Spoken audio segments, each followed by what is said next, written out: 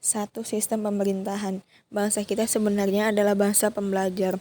Indonesia sampai dengan tahun 1950-an telah menjalankan dua sistem pemerintahan yang berbeda, yaitu sistem presidensial dan sistem parlementer. Tidak sampai 1 tahun setelah kemerdekaan, sistem pemerintahan presidensial digantikan dengan sistem pemerintahan parlementer. Hal ini ditandai dengan pembentukan kabinet parlementer pertama pada November 1945 dengan Syahrir sebagai Perdana Menteri. Sejak saat itulah jatuh bangun kabinet pemerintahan di Indonesia terjadi. Namun, pelaksanaan sistem parlementer ini tidak diikuti dengan perubahan Undang-Undang Dasar. Baru pada masa Republik Indonesia Serikat pelaksanaan sistem parlementer dilandasi oleh konstitusi, yaitu konstitusi RIS. Begitu juga pada masa demokrasi liberal. Pelaksanaan sistem parlementer dilandasi oleh Undang-Undang Dasar sementara 1950 atau dikenal dengan Konstitusi Liberal. Ketika Indonesia kembali menjadi negara kesatuan, UUD yang digunakan sebagai landasan hukum Republik Indonesia bukan kembali UUD 1945, sebagaimana yang ditetapkan oleh PPKI pada awal kemerdekaan, namun menggunakan UUD sementara 1950. Sistem pemerintahan negara menurut UUD sementara 1950 adalah sistem parlementer, artinya kabinet disusun menurut perimbangan kekuatan kepartaian dalam parlemen dan sewaktu-waktu dapat dijatuhkan oleh wakil-wakil partai dalam parlemen. Presiden hanya merupakan lambang kesatuan saja. Hal ini dinamakan pula demokrasi liberal, sehingga era ini dikenal sebagai zaman perkembangan dari politik masa demokrasi liberal.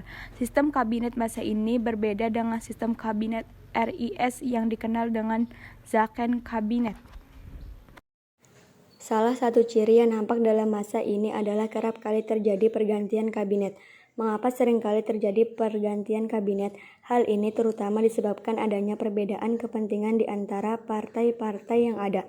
Perbedaan di antara partai-partai tersebut tidak pernah dapat terselesaikan dengan baik sehingga dari tahun 1950 sampai tahun 1959 terjadi silih berganti kabinet, mulai kabinet Natsir 1950 sampai 1951, kabinet Sukiman 1951 sampai 1952, kabinet Wilopo PNI 1952 sampai 1953, kabinet Ali Sastroamidjojo I PNI 1953 sampai 1955, kabinet Burhanuddin Harahap 1955 sampai 1956, kabinet Ali Sastroamidjojo II 1956 sampai 1957, dan kabinet Juanda Zakon Kabinet 1957 sampai 1959.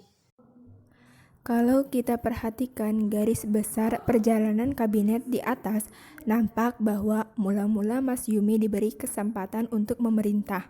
Kemudian PNI memegang peranan terutama setelah pemilihan umum 1955. Namun PNI pun tidak bisa bertahan lama karena tidak mampu menyelesaikan permasalahan yang dihadapi, yang akhirnya dibentuk Zakon Kabinet di bawah pimpinan Insinyur Juanda.